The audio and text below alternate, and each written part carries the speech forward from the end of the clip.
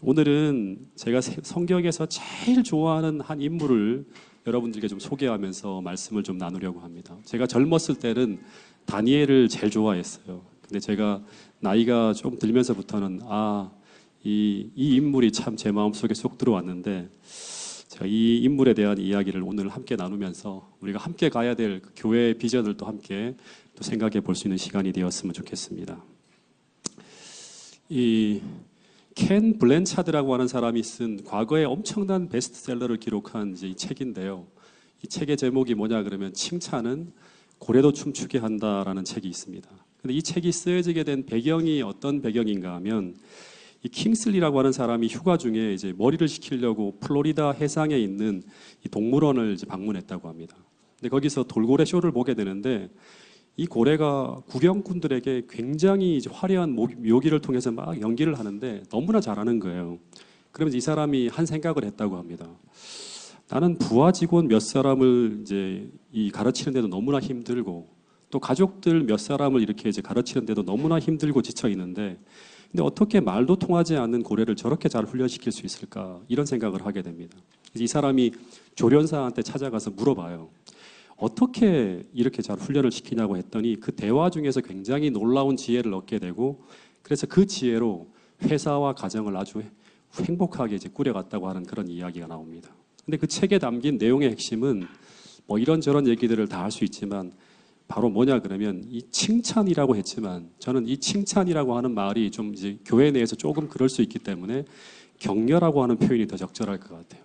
이 핵심이 바로 격려예요. 근데 이 이야기를 그대로 반영한 한 이제 이야기가 있는데요. 2002년 이제 월드컵 때 있었던 일인데요. 이 히딩크 감독이라고 하는 사람이 이제 골을 넣지 못해서 힘들어하는 설기현 선수한테 이런 말을 했다고 합니다. 너는 지금 몇 게임 동안 계속 이제 골을 넣지 못했지만, 그러나 너는 세계 최고의 축구 선수가 될 수 있는 자질이 너에게 있다고 하면서 힘내라고 하는 그런 이야기를 해요. 그리고 또 한 사람, 이 월드컵 경기 내내 어떻게 보면 좀 큰 어떤 비난을 살 수 있는 그러한 실수를 했던 사람이 있는데, 그 사람이 누구인가 하면 이 미국전에서 결정적인 어떤 그런 실수를 하게 되죠. 뭐를 실수하죠? 페널티킥을 실축을 해서 엄청나게 위축되어져 있던 사람이 바로 안정환 선수였는데, 근데 이 사람이 고개를 못 들고 이제 하프타임 때 잠깐 머리 숙여 있을 때, 그때 이 히딩크가 또 그 사람에게 다가가서 이런 말을 했다고 합니다. 나는 다시 너를 믿을 거라고.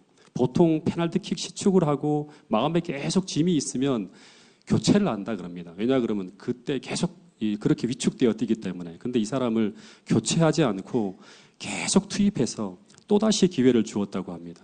그런데 이후에 이 격려를 받은 이 두 선수, 설기현 선수나 안정환 선수가 다 어떻게 하죠? 골을 넣어서 그 격려와 믿음에 보답을 한다고 하는 거예요. 이것이 바로 뭔가 하면 격려의 힘, 세상에서 말하는 칭찬의 힘이라고 해요.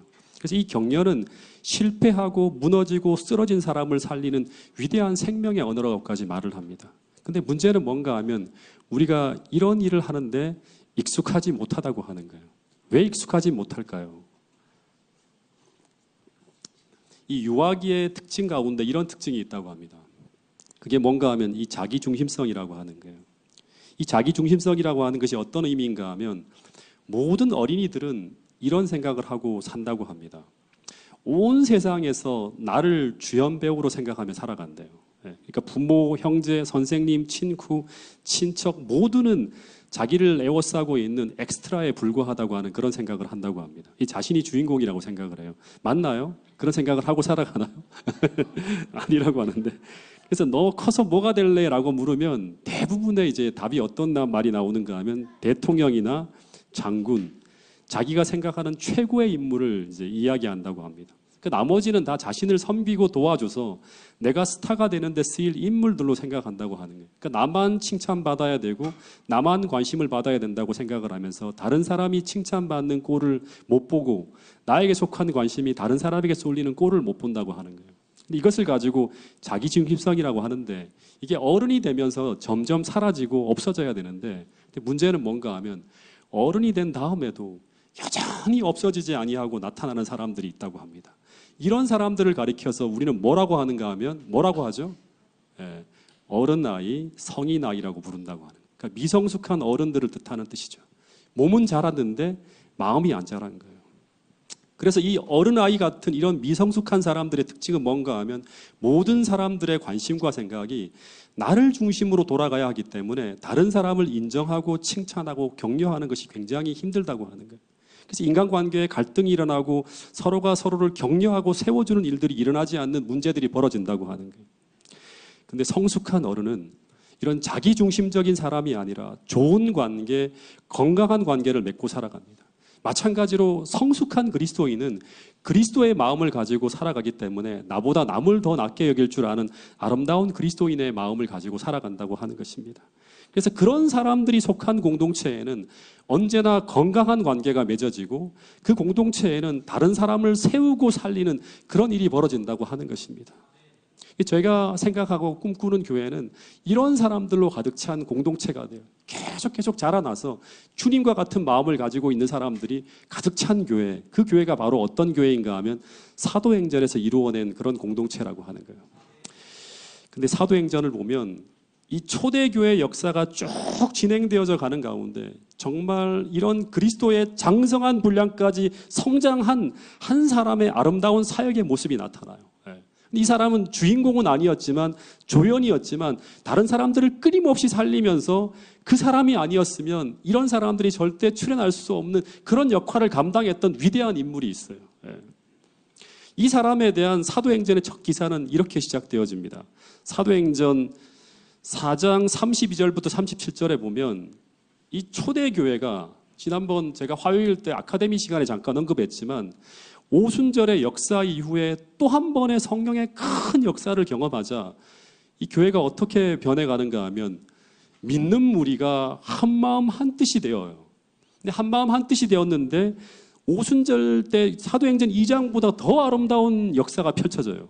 어떤 역사가 펼쳐지는가 하면 모든 물건을 서로 통용하고 자기 재물을 조금이라도 자기 것이라 하는 이가 하나도 없는 아름다운 공동체의 모습으로 변화되어집니다. 그러니까 거의 천국과 같은 이상적인 모습이 나타나요. 근데 36절에 보면 이런 아름다운 성경의 역사가 펼쳐져 가고 있을 때 그때 그 역사 속에서 아주 의미 있는 기여를 하고 있었던 한 인물을 소개하고 있어요. 어쩌면 이 사람의 사역이 이런 아름다운 역사를 주도해 가고 있을지도 모르겠다고 생각할 만큼 이 이야기가 쭉 이어지면서 이 사람의 이야기가 탁 등장을 해요. 근데 이 사람은 출신이 어디인가 하면 구브로 출신에다가 이름이 뭐다? 이름이 뭐냐 그러면 요셉이라고 하는 사람이에요. 요셉. 근데 이 사람을 사도들이 하도 뭐라고 불렀는가 하면 요셉이 아닌 뭐라고 부른다? 바나바라고 불러서 그 이름마저도 바나바로 바뀌어져 불린 사람이 바로 바나바였어요. 그러니까 이 사람의 이름은 요셉인데 별칭이 뭐였는가 하면 바나바였어요. 그러니까 이 사람의 별명으로 부르는 이름이. 근데 그 별칭이 이름처럼 불리워지고 오늘까지도 이 사람을 이 별칭으로 우리가 기억하고 있을 정도로 이 사람의 그 이름의 의미가 아주 깊은 의미가 담겨 있는 거죠. 근데 이 바나바라고 하는 이름의 뜻이 뭔가 하면 기억해 두세요. 이게 이 바라고 하는 게 이제 이름이고 아들이란 뜻이고 나바라고 하는 게 나비 뭐 이런 것이라서 이제 예언이라고 하는 예언자라고 하는 그런 뜻인데 그래서 이 이름의 뜻은 예언의 아들이라고 하는 뜻인데 이 말은 어떻게 본다 그러면 성령의 아들, 말씀의 아들이라고 하는 뜻이죠. 근데 이것을 누가는 어떻게 번역을 했는가 하면 권위자, 권면과 위로의 아들이라고 하는 의미로 기록해 놓았는데 근데 이 말은 어떤 의미를 담고 있는가 하면 당시 바나바는 많은 사람들을 하나님의 말씀으로 권면하고 위로하는 그런 역할을 진짜 잘하는 그런 사람이었다고 하는 걸 말해주고 있는 거예요. 한번 상상해 보면 사람들이 이 바나바와 교제하거나 대화를 나누거나 혹은 성경을 공부하고 나면 큰 위로를 받는 거예요. 그리고 힘이 나고 막 용기가 나고 뭔가 문제가 생기면 그걸 극복할 수 있는 그런 의지가 생기게 되는 그런 경험을 하게 만드는 사람이 누구였는가 하면 당시에 이 바나바였다고 하는 거예요. 근데 제가 생각할 때 이런 사람이 초기교회 당시에 한둘이 아니었을 거예요. 무수히 많은 사람들이 있었을 거예요. 그런데 하나 생각해 봐야 될 게 뭐냐 그러면 오늘 우리가 이 사도행전적 교회를 꿈꾸고 있다면 이 바나바와 같은 사람이 되어야 되는데 근데 어떻게 이 바나바가 이토록 사람들을 잘 위로하고 잘 권면하는 그런 사람이 될 수 있었을까? 그 비결이 무엇이었을까를 한번 생각해 봐야 돼요. 정말 스킬이 탁월해서 그럴까요? 성경을 정말 잘 가르쳐서 그랬을까요? 이 사람에 대해 증언하는 또 하나의 성경절이 있는데 오늘 가장 우리가 잘 살펴봐야 할 성경절이라는 생각이 듭니다. 사도행전 11장 24절 말씀인데요. 같이 한번 읽어보겠습니다. 이 볼륨을 조금만 더 높여주실래요? 이 볼륨을. 네. 자, 같이 한번 읽어보겠습니다. 시작. 바나바는 착한 사람이요 성령과 믿음이 충만한 자라. 이에 큰 무리가 주께 더하더라. 그러니까 여기 보면 이 누가가 이 바나바를 소개하면서 세 가지의 단어를 사용해서 이 사람을 표현했는데 첫 번째는 뭐예요? 이 사람은 어떤 사람이다? 착한 사람이에요. 네. 이 착한 사람이 어떤 사람일까 생각해 봐야겠죠. 두 번째는 성령이 충만한 사람이고 성령의 지배를 거의 완전히 지배받고 살아가는 사람이고 세 번째는 믿음이 충만한 자라고 하는 표현을 썼어요. 어떻게 보면 이 세 가지의 단어는 우리가 그리스도인에게 붙일 수 있는 최고의 칭찬을 다 이 바나바에게 붙이고 있는 거예요. 그러니까 이 사람은 당시 초대교회 성도들 중에서 가장 훌륭한 사람이었다고 생각하면 돼요. 가장 훌륭한 사람. 근데 이런 사람이 사람들을 권면하고 막 선교하고 가르칠 때 어떤 일이 벌어지는가 하면 큰 무리가 이 사람에게가 아닌 주께 더해지는 역사가 펼쳐져요. 이 사람 중심으로 막 몰려오는 게 아니라 다 주님께로 몰려가는 거예요. 예, 예. 여러분 산상수훈에 보면 우리가 세상의 빛인데 어떻게 세상의 빛인가 하면 바로 이 바나바처럼 너희의 그 착한 행실을 보고 세상 사람들이 누구에게 영광을 돌리게 하라? 하늘에 계신 하나님께 영광을 돌리게 되는 그런 빛된 삶을 살아가라고 했는데 그 산상수훈의 가르침을 정확하게 실천하고 있는 사람이 누구인가 하면 바로 이 바나바였다고 하는 것입니다. 근데 누가는 이 사도행전을 기록하면서 당시 그 인물들을 소개할 때 그 사람이 참 착한 사람이었다고 기술한 사람은 바나바 단 한 사람밖에 없어요. 사도행전의 주인공과 같은 이 바울이나 베드로에게도 그 사람이 착한 사람이라고 하는 이런 표현을 쓰지 않았어요.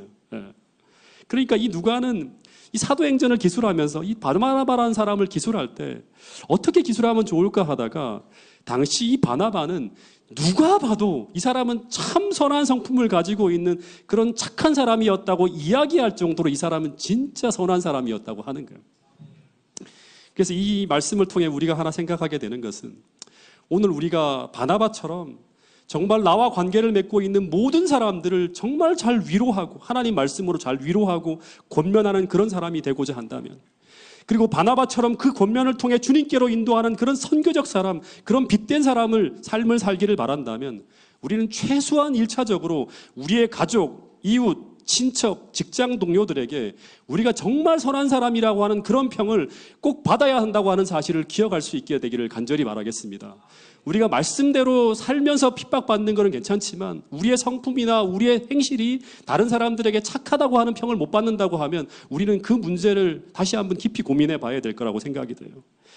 근데 만약 우리가 다른 사람들이 볼 때 이 사람은 성령이 충만하고 믿음도 충만한데 그리고 말씀도 정말 많이 하는 것 같은데 근데 그 품성은 뭔가 선하지 않고 고약하고 이기적이라고 한다면 그 성령과 그 믿음은 뭔가 문제가 있는 믿음이 아닌가 우리는 생각할 수 있다고 하는 것입니다.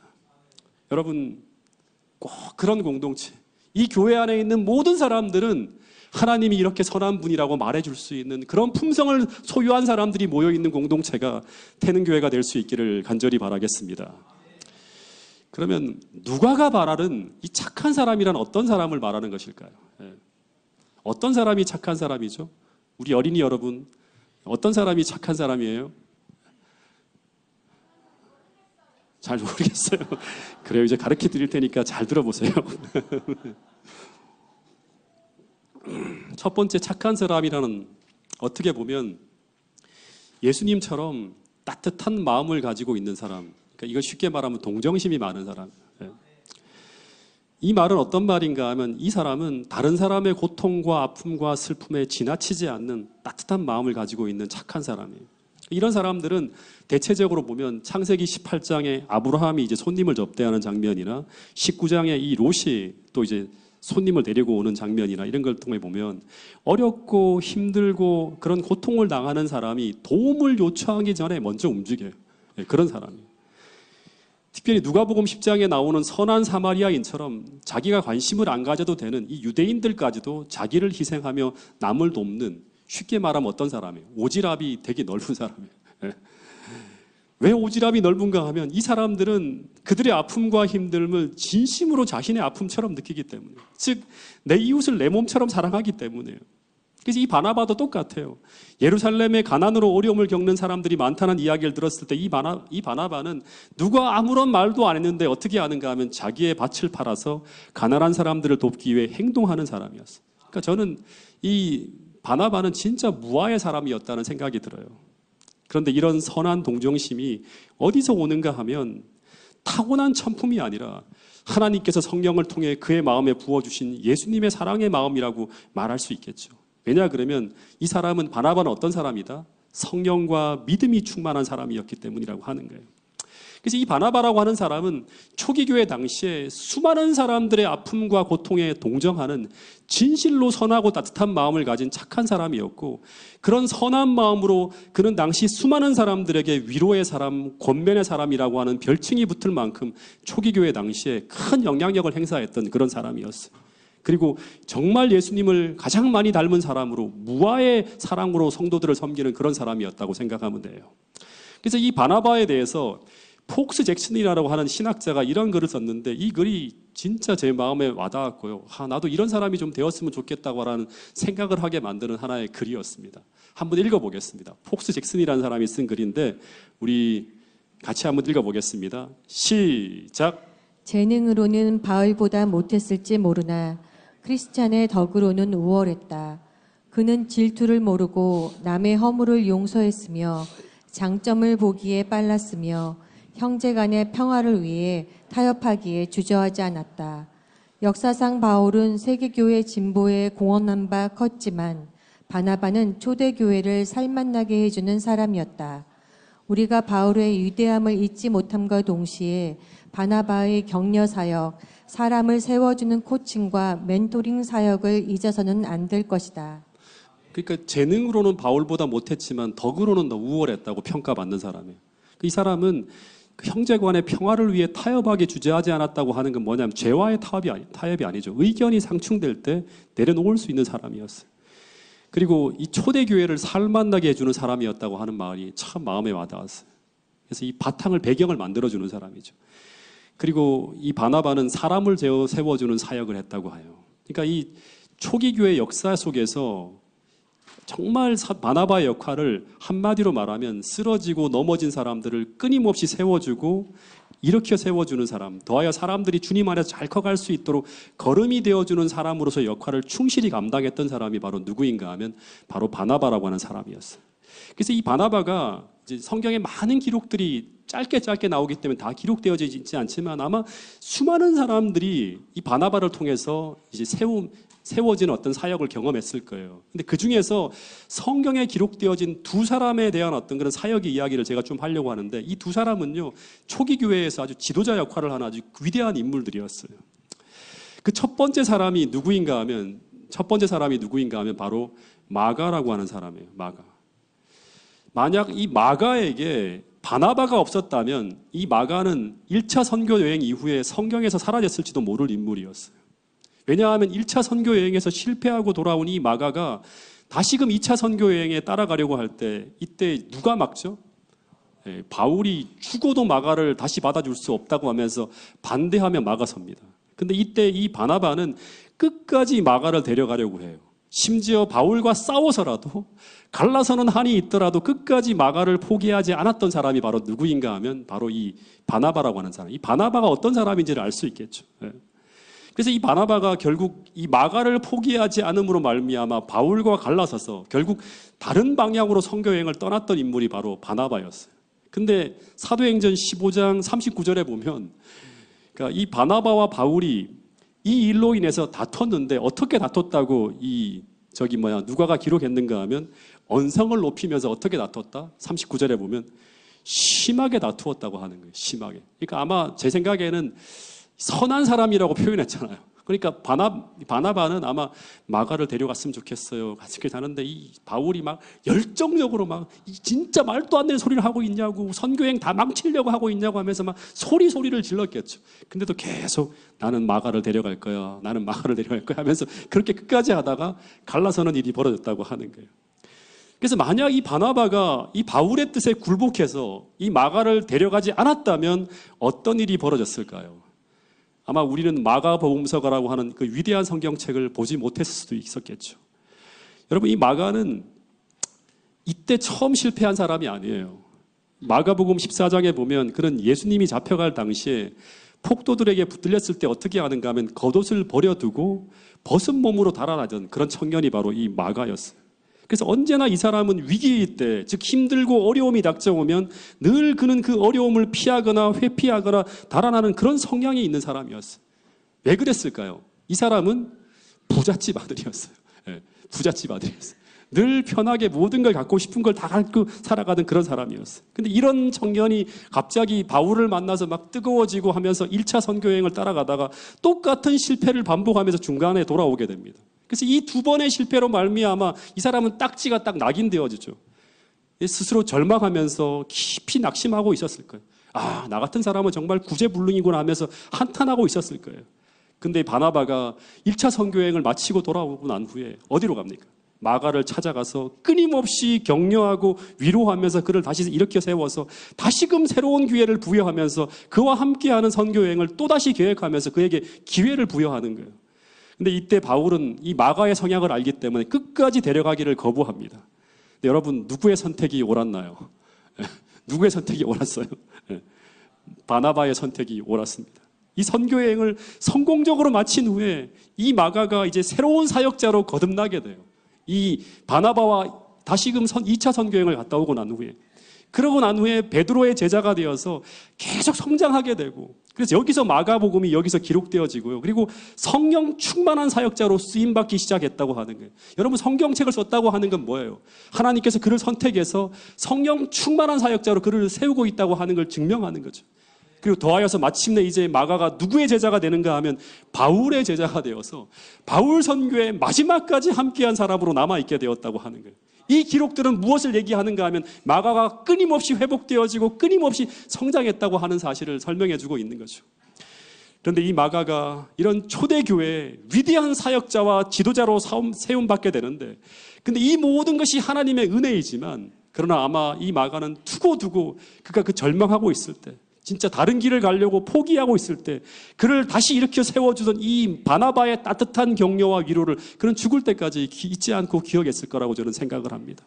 여러분, 우리 모두가 정말 이 바나바와 같은 사역을 할 수 있는 사람, 그런 사람이 될 수 있기로 다시 한번 결심하고 하나님 앞에 그 헌신을 드릴 수 있는 태능교회 모든 성도들이 될 수 있기를 간절히 바라겠습니다.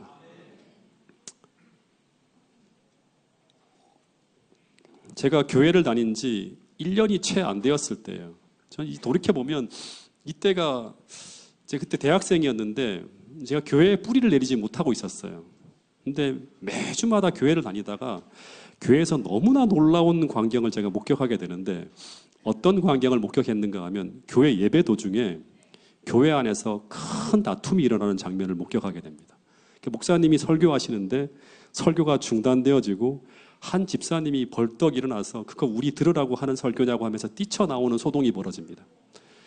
그 장면을 보고 난 후에 저는 어떤 생각을 했는가 하면, 교회를 10년 다녀도 20년 다녀도 저런 모습이라면 교회를 다녀서 뭐 하겠나 생각이 들면서 교회를 더 이상 안 다니기로 아주 굳게 결심하고요. 그리고 교회를 떠나려고 했어요. 그러면서 한 주 교회를 빠졌는데요. 너무 편하더라고요, 마음이. 그러면서 이제 세상적으로 흘러가고 있다 생각을 했어요.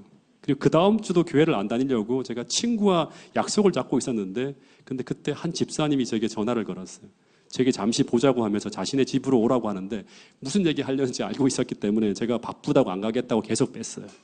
그래서 그분이 차를 몰고 우리 집 앞으로 오셨어요.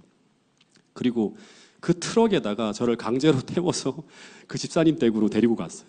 그리고 사모님하고 더불어서 따뜻한 밥을 해 먹이시면서 밤늦도록 성경을 펼쳐주면서 제가 현재 제 상황에 맞는 권면을 계속 해주시는 거예요. 계속. 밤새도록. 근데 그러기를 한 주가 아니라 한 달 내내 계속 반복해 주셨는데, 그러면서 저는 그 집사님을 통해서 교회를 안 떠나게 됐고요. 그 위기의 순간을 넘어갈 수 있었어요. 그리고 군에서 안식일 문제로 투쟁할 때도 이 집사님의 권면과 도움이 제게 아주 큰 힘이 되었던 그런 기억이 나요. 마찬가지로 이 마가에게도 이 바나바가 그런 존재가 아니었을까 하는 생각이 듭니다. 정말 우리가 연약한 시절, 우리를 붙들어주고 우리가 성장할 수 있도록 곁에서 돕는 자의 역할을 해주던 사람이 바로 성령 하나님이신데, 그 성령님은 직접적으로 우리에게 감화와 감동을 주시기도 하지만 때로는 이런 바나바와 그런 집사님을 통해서 우리를 돕기도 한다고 하는 사실이에요. 그러니까 이런 사람이 많이 있는 공동체가 되어야지만 그 교회가 건강하고 행복하고 은혜 넘치는 공동체가 될 수 있다고 하는 거예요.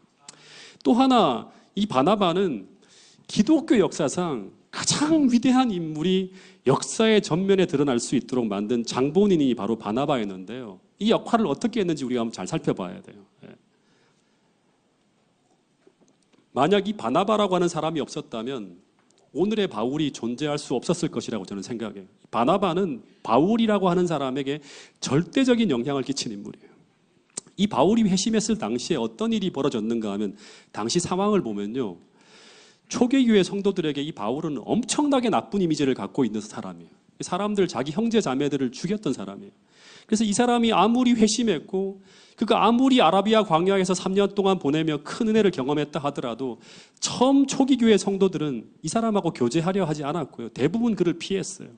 근데 이때 그 누구도 만나주지 않던 이 바울에게 다가가서 직접 만났던 사람이 누구인가 하면 바로 이 바나바라고 하는 사람이에요. 그래서 이 바나바는 바울을 대신해서 사도들에게 이 바울의 경험을 전달하면서 그가 교회 안으로 들어올 수 있도록 계속 힘을 썼던 사람이 누구인가 하면 바로 이 바나바였어요. 근데 당시 지도자들은 이 바나바의 중재에도 불구하고 아직 교회 정서나 분위기가 이 사람을 받아들일 수 없다고 생각하면서 그를 어떻게 합니까? 다소로 돌려보냅니다. 그래서 거기서 6년간의 세월을 보내게 되는데, 이때 바울은 아마 제 생각에 크게 상심했을 거예요. 하나님이 분명히 나를 이방의 복음을 전하는 자로, 사역자로 부르셨다고 하는데 근데 교회가 이 사람을 받아들이지 못하는 거예요. 그래서 길이 열리지 않고 있었고 나이는 계속 많아져 가고 있었을 텐데, 그러면서 아마 사도 바울의 마음에도 점차 이 사명의 불꽃도 꺼져가고 있지 않았을까 생각을 하게 돼요.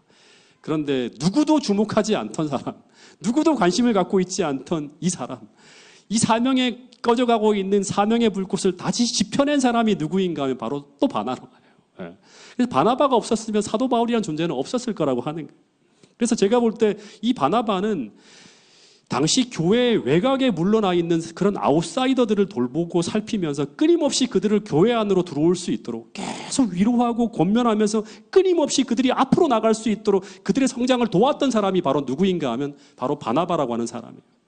그 과정에서 최고로 큰 사역을 펼쳤던 사람이 바로 이제 그 사도 바울이나 마가 요한 같은 사람이라고 할 수 있겠죠. 그래서 오늘 우리 교회에도 이런 바나바와 같은 사역을 담당하고 있는 사람들이 있을까요? 한번 생각해 보세요. 그런 사람이 누가 있을까? 소외된 사람들, 교회에 갓 들어온 사람들에게 관심을 갖고 그들의 아픔과 어려움에 가만히 있을 수가 없어서 이 바나바처럼 움직이고 있는 사람들이 누가 있을까요?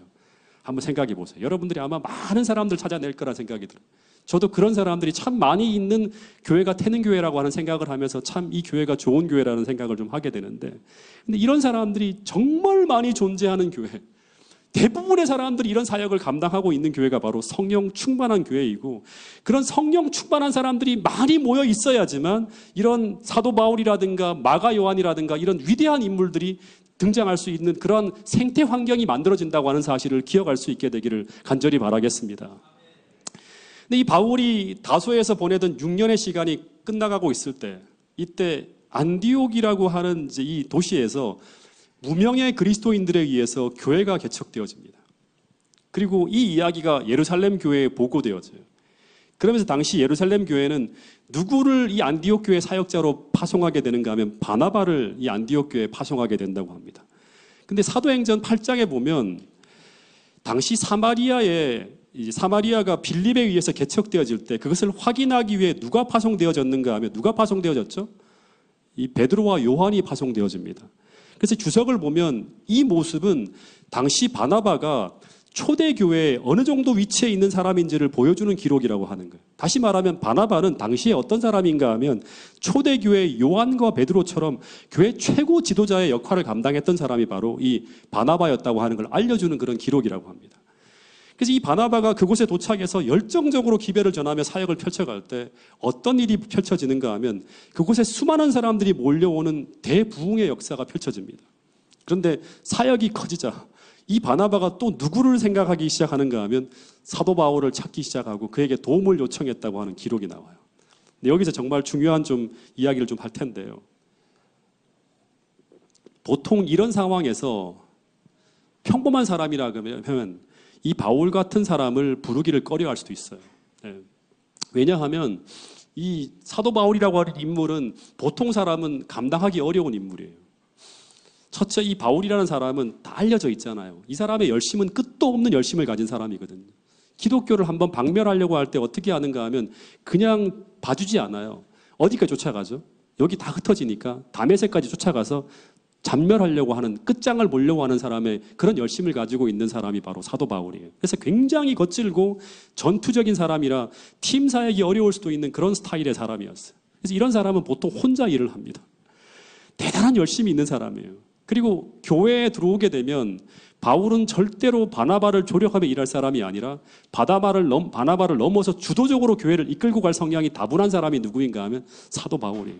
그리고 굉장히 스트릭한 사람이라 마음이 안 들고 뜻에 안 맞으면 결국 그를 불러오고 그를 세워준 바나바와도 갈라서는 것을 불사할 수 있는 사람이 누구인가 하면 바로 사도 바울이라는 사람이에요. 잘못해서 이 바울과 갈등이 일어나면 최악의 경우 교회가 둘로 나누어질 수도 있는 그런 위험성이 있는 사람이 누구인가 하면 바로 바울이에요. 더하여서 이 바울의 경력을 보면 성경을 가르치는 능력에 있어서는 바나바의 한 두세 배일 수도 있어요. 굉장히 뛰어난 사람이에요. 그래서 이 스테반과의 공개 토론을 사람들이 다 들었잖아요. 학문적인 실력이 입증된 사람이고 그는 가말리엘 문화에서 수석제자로 발탁된 사람이어서 바나바를 훨씬 능가할 수 있는 실력을 갖춘 사람이 누구인가 하면 사도 바울이라는 사람이에요. 근데 이런 사람을 바나바가 부른다고 하는 것은 이것은 무엇을 의미하는가 하면 이것은 이미 바나바가 바울을 앞세우고 자기는 그를 돕는 사역을 하겠다고 하는 결심을 가지고 그를 부른 거라고 하는 거예요. 근데 실제로 안디옥 교회에 바울이 들어오자마자 참 재미있는 것은 사도행전 11장에 보면 바울과 바나바의 표기 순서가 바뀌어집니다. 11장부터 13장까지의 표기에 보면 바울과 바나바와 사울이라고 기록하던 이 누가가 11장 이후에는 점차 바나바와 사울에서 어떻게 표기 방법이 바꾸는가 하면 순서가 바뀌어요. 바울과 바나바로 표기의 순서가 바뀌어졌다고 하는 거예요. 이것은 무엇을 의미하고 있는가 하면 세계 선교의 주체가 바나바에서 누구로 바뀌었다? 바울로 그 위치가 바뀌었다고 하는 걸 말해주고 있는 그런 표현이라고 하는 거예요. 그래서 만약 이때 제 생각에 이런 상상을 해봤어요. 이 바나바가 사도 바울을 부르지 않았다면 역사는 어떻게 흘러갔을까? 세계 선교의 중심은 바나바를 중심으로 흘러갔을 거라고 하는 거예요. 왜냐하면 지금 안디옥 교회는 바나바를 중심으로 해서 큰 부흥이 일어나고 있었고 예루살렘 교회는 바나바를 통해서 안디옥 교회를 세우고 그를 통해서 땅끝까지 복음을 전한다고 하는 계획을 세우고 있었어요. 이 사람은 어디 출신이에요? 구브로 출신이에요. 이방인 출신 그리스도인이에요. 헬라어가 능통한 사람이에요. 사도 바울과 비슷해요. 그리고 지금껏 초기 교회 내에서 사람들의 엄청난 신망을 얻으면서 훌륭한 그리스도인으로 큰 지도력을 펼쳐가던 사람이 누구였는가 하면 바나바예요. 이 바나바는 자기가 중심으로 이 모든 일을 해도 돼요. 그리고 그 모든 일을 능히 잘해낼 수 있는 충분한 능력과 자질을 갖추고 있었던 사람이 누구인가 하면 바나바예요. 제가 볼 때는. 그래서 만약 바울을 부르지 않았다면 그 자리에 모든 스포트라이트는 누가 받는가 하면 바나바가 받으면서 바나바가 세계 선교의 중심에 서 있을 수도 있었다고 하는 거예요. 그런데 성령 충만한 사람은 이 바나바는 그 일을 더 잘할 수 있는 사람으로 바울을 찾았다고 하는 거예요. 이게 바로 뭐냐 그러면 오늘 우리와 당시 초대교회가 다른 점이에요. 그리고 바울을 찾아가서 끊임없이 권면하고 설득하면서 그를 불러내고 그가 자유롭게 그리고 마음껏 그의 사역을 펼칠 수 있는 길을 열어주는 거예요. 근데 이런 무화의 사람들이 연합하자 이런 팀웍 속에서 어떤 일이 벌어지고 있는가 하면 바울과 바나바의 공동 사역을 통해서 안디옥 교회에 큰 부흥이 일어나게 되는데 그런데 그곳에서 비로소 그리스도인이라고 하는 최초의 용어 다시 말하면 그 이후에 사람들이 널리 사용하게 되는 그 용어가 불리워지게 된 계기가 됐던 교회가 바로 어디인가 하면 바로 사도 바울과 이 바나바가 함께 팀 사역을 통해서 이루게 했던 그 교회의 사역에서 펼쳐졌다고 하는 거예요. 같이 한번 읽어보겠습니다. 사도행전 11장 26절 말씀입니다. 시작. 만남에 안디옥에 데리고 와서 둘이 교회에 1년간 모여 있어 큰 무리를 가르쳤고 제자들이 안디옥에서 비로소 그리스도인이라고 일컬음을 받게 되었더라. 예, 이 안디옥 교회를 통해서 이런 팀워크가 만들어지자 그 다음에 세계 선교를 향해서 바울과 바나바가 나가게 되고, 더 나아가서 그는 이 사도 바울이라는 사람은 이 바나바와의 어떤 팀워크를 통해서 기독교 역사를 바꾸는 위대한 일들을 해내면서 초기 교회 역사의 가장 중요한 인물로 세움받게 되었다고 하는 것입니다. 근데 우리가 이런 위대한 역사 속에서 자칫 잘못하면 어떤 생각을 할 수 있는가 하면, 드러나고 보여지는 결과에만 집착하다 보면 자칫 우리는 이 바울이라고 하는 탁월한 재능과 능력과 영성을 지닌 한 사람만을 주목해 볼 수 있는데, 그런데 그런 바울을 불러내고 그를 세워주고 그를 앞세우면서 그런 좋은 장점들이 교회의 덕이 될 수 있도록, 그리고 그가 계속 커나갈 수 있도록 보이지 않는 곳에서 더 큰 성령의 사역을 통해서 그를 조력하며 서 있었던 한 사람, 이 무화의 사람 바나바가 그의 곁에 있었다는 사실을 우리가 놓쳐서는 안 된다고 하는 사실입니다. 저는 이 바나바를 보면서 누구를 생각했는가 하면, 이 사무엘상에 보면 성경 역사상 가장 아름다운 품성을 소유한 한 인물이 소개되고 있죠. 다윗이 주인공이지만 저는 다윗보다 누구를 더 주목해 보는가 하면, 다윗이 그런 사역을 할 수 있도록 도왔던 사람이 누구죠? 진짜 어떻게 보면 바나바와 똑같은 인물이 한 사람이 있어요. 누굽니까? 요나단이라고 합니다. 그리고 또 한 사람을 제가 생각해 보는데, 그 사람은 누구인가 하면 여자가 낳은 인물 중에 가장 위대한 인물, 누구죠? 침례 요한이죠. 그러니까 요나단과 바나바와 침례 요한은 모두 비슷한 품성을 소유한 사람이었어요. 이런 사람들이 있어야지만 다윗과 바울과 예수님이라고 하는 성경 역사상 가장 위대한 인물의 꽃이 피어날 수 있다고 하는 거예요. 여러분, 저는 초기 교회 대부분의 지도자들은 거의 대부분 바나바와 같은 지도자들이 아니었을까 하는 생각을 해보게 돼요. 왜냐하면 당시 수만 명의 신도들이 교회에 모여있게 되면 그 안에서 뭐가 생기는가 하면 권력이 생기고요, 여러 가지 인간 세계에 벌어지는 리더십의 갈등이 생길 수 있어요. 그런데 이 초기 교회 성도들은 거기에 별 관심이 없었다고 하는 거예요. 사도행전 1장에 마띠아가 선출되어지는 과정도 그렇고요, 이 바나바의 모습을 봐도 초기 교회 지도자들의 모습은 오늘 인간 세계에서 벌어지는 그런 일들에는 별 관심이 없는 사람들이 바로 누구인가 하면 초기 교회 성도들이었다고 하는 거예요. 내가 어떤 자리에 서 있지 않으면, 나를 중심으로 교회가 돌아가지 않으면, 내가 그 역사의 중심에 서 있지 않으면 다른 사람을 시기하고 질투하며 그 사람을 무너뜨리는 그런 이기적인 사람들로 가득 차 있는 그런 세계와는 전혀 다른 공동체가 바로 어떤 교회인가 하면 초기 교회였다고 하는 거예요. 그래서 이 사도행전 4장의 유무상통의 모습은 물질의 이기심만 사라진 것이 아니라 그들은 자기 숭배의 정신도 다 사라진 곳이 바로 뭔가 하면 초기 교회 성도들의 모습이었다고 하는 거예요. 그러면 그들은 무엇에 관심을 갖고 있었는가? 오늘 우리의 관심이 거기에 집중된다 그러면 우리는 또다시 바나바와 같은 인물을 만들어낼 수 있는 그런 교회가 될 수 있다고 생각합니다. 그것은 바로 오직 예수님만 영광 받으실 수 있다면, 교회가 아름답게 변화될 수만 있다면, 이 기별이 땅끝까지 전파되어질 수만 있다면, 그렇다면 그 어떤 것도 희생하고 포기할 수 있는 그런 사람들이 바로 초기 교회 지도자들의 모습이었다고 하는 것입니다.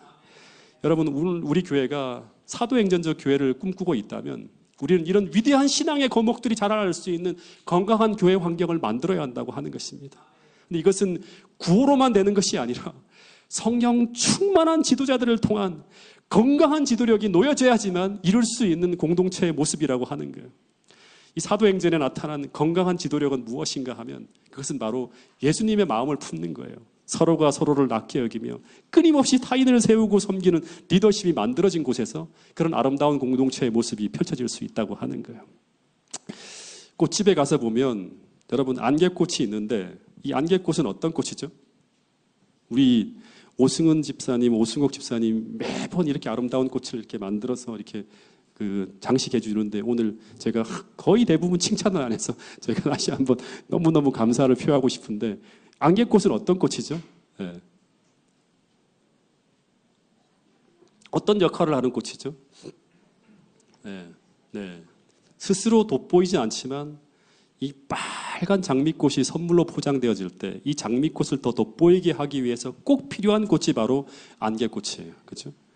이 장미꽃이 드러나기 위해서 아름다운 배경이 되어주는 꽃, 그 꽃이 바로 안개꽃입니다. 근데 이 안개꽃과 같은 사람, 이런 사람들이 바로 바나바, 침례 요한, 그 다음에 요나단 같은 사람이죠. 그래서 이 바나바와 같은 인물들이 흐드러지게 피어 있는 곳에 바울과 같은, 또 베드로와 같은 찬란한 인물들이 태어나는 거예요.